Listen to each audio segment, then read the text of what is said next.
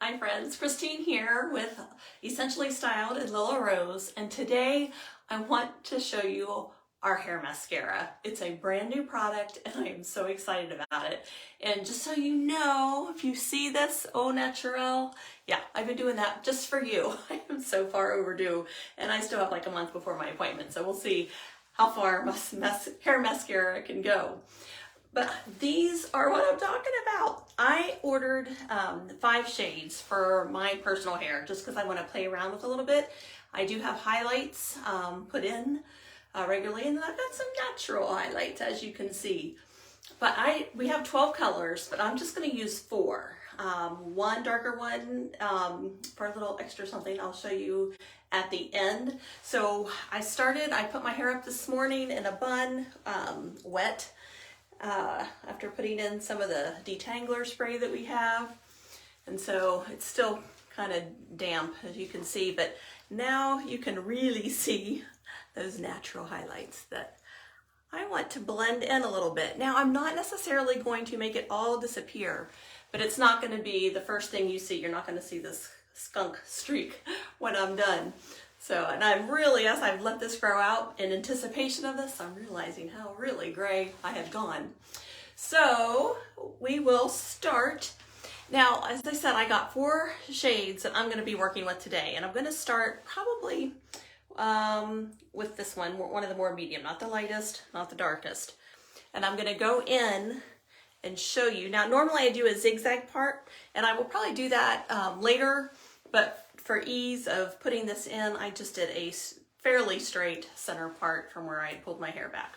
So you can see it's just like a hair mascara wand. Let's see if I can do this. I had brought another mirror because I know it's really hard to see in that one. All right, but watch the magic happen. It is kind of crazy. Can you see that, how well that's covering? And like I said, I'm going to use a couple different, and I don't want it to be, obvious. So I'm going to pull that through just a couple places so that I don't end up with a line. I'm going to reload a little bit for the other side. Now I know I didn't go back very far. It gets trickier to do on camera, really far back at my crown. So I just kind of have to wing that. All right, I'm going to reload here a little bit. Set that down and go into the other side. I hope you can see that coverage. Hope I'm getting that on camera because it's kind of magical.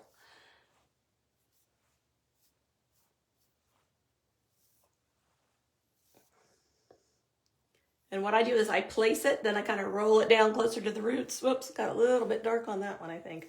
So I'm going to come back and put some highlights through that area. Before I leave this part, I'm probably going to pull that up some through.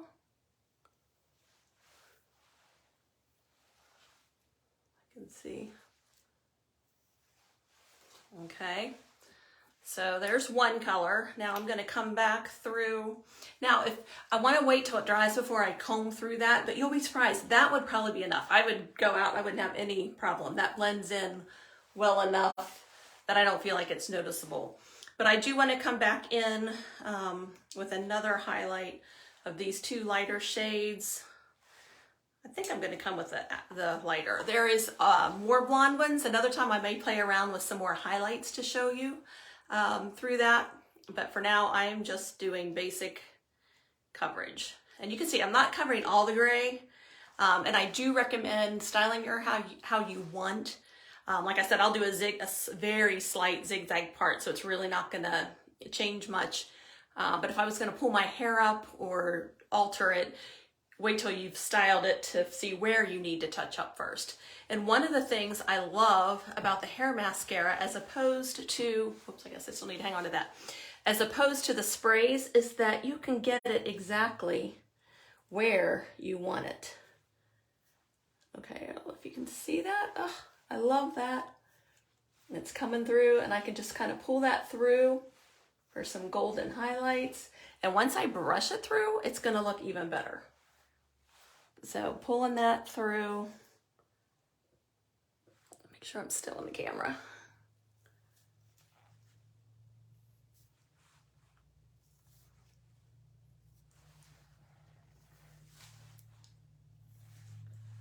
Because if you get highlights and you have a good colorist, you don't want to see specific lines. You want it to kind of blend in.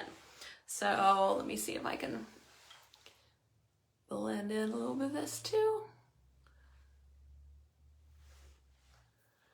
Okay, so while that dries, I'm going to show you another little trick that I think that I have found. Now I have a bit of hereditary, like this receding hairline. I've always kind of had that. Well, what I want to do is I'm going to pull through some using one of my medium colors, probably. I think this is the original color I used. I am going to just go over a little bit of those. It's baby fine. I should have brought something to pull my hair back. Actually, I did. Hang on a second. I have my swerve that I had. So let me just put that up just so I have hair out of the way and I can see it here.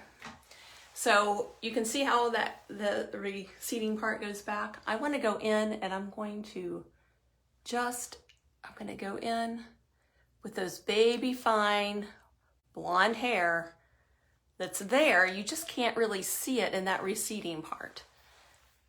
Like I said, they're really faint. Whoops, sorry.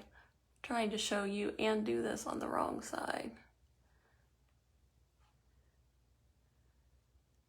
But I've got, if you can kind of see that pull out a little bit, but it kind of fills in that spot, so it's not so pronounced. It's still there, but it's not nearly as noticeable. You can see that now. Again, I want it to dry and feel this. It's almost dry, just like if you were going to put mascara on and you go to sneeze when it's still wet and you have it all over you. Let it dry before you go and comb through it. So I want to show you that. So what do you think? Isn't that impressive? Like I said, I'm anxious to kind of play with some other colors. There are red. You could do red highlights. There's black. I don't know that black would look great in my hair, but playing with some of those redder highlights and the really blonde ones, I think would look really nice. So that gray is gone. Now, one of the other advantages of this that I also want to show you, when you pull your hair back, if you're like me, I think I'm going to need to touch up in the back when I'm done here that I can't get to or see with the camera. Whoops. Did you ever get these flyaways? I call them wings. If you can see that stick out and stand out. What I want to do with that, again, is take let's see, where's my medium one? I'm going to go back to my medium one. Because wherever you want to blend, sometimes your hair is darker down here, so wherever you're going to use it, that's what you want to base your shade on. So if you're really light on top or really dark on top, but light here or dark here, you want to match up the color with where you're going to be applying it, obviously. So what I want to do now, this is probably what I like almost as much as touching up the grays, to stretch out those days in between seeing your colorist. So what I'm going to do is I'm going to take that and pull that hair back. And it almost like it blends in. Not only does it cover the gray there, it also pulls that in and almost very delicately, it doesn't feel like glue, but it will hold those back. So those, you can do it preventively so they don't pop out later as you get sweaty. But if you can see, I'll try and do this so you can see both.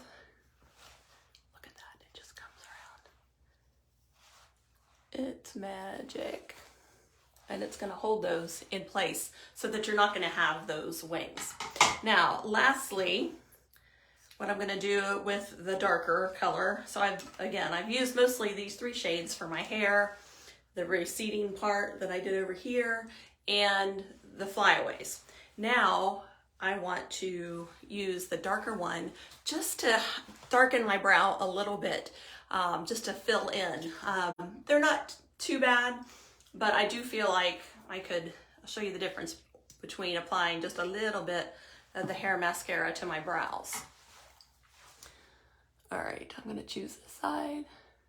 And again, I just go in, I roll it up just a tad. You want to brush, when you do filler, And I always say, even if you're using a tiny brush, you want to apply it in upward strokes rather than just across, and to avoid that really dark definitive line. So I want to go in, and again, I'm just going to roll it, dab it, and I'm going to let that dry. And if you, I don't know if you can see the difference between the brows. It really does, I think, help quite a bit. So once that's dry, I will go in with a brow brush, or my other hair brush, actually my comb that I will use here, to just smooth that out. If there's any clumps, there's really not any clumps, but if there would happen to be, it would clump up. And that's why I suggest waiting till it dries to go back with a fine-tooth comb or a brush to brush that through to make it kind of blend in even more. So isn't that amazing? And you can also, if you get the flyaways in the back, you could put use that hair mascara to just brush it up to hold that in place. So you wouldn't even need those little barrettes that people use to hold that hair up.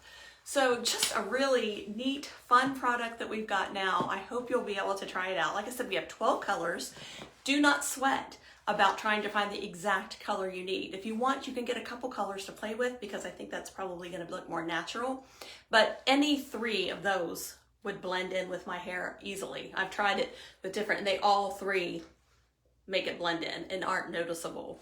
So if you need tidying over until you get to your colorist, if you need a little bit more on your eyebrows, then you can see the difference, I think, pretty well between those 2. And now that that's probably dry, I'm going to go in with my comb. I would usually use a brow brush, but just gonna do that.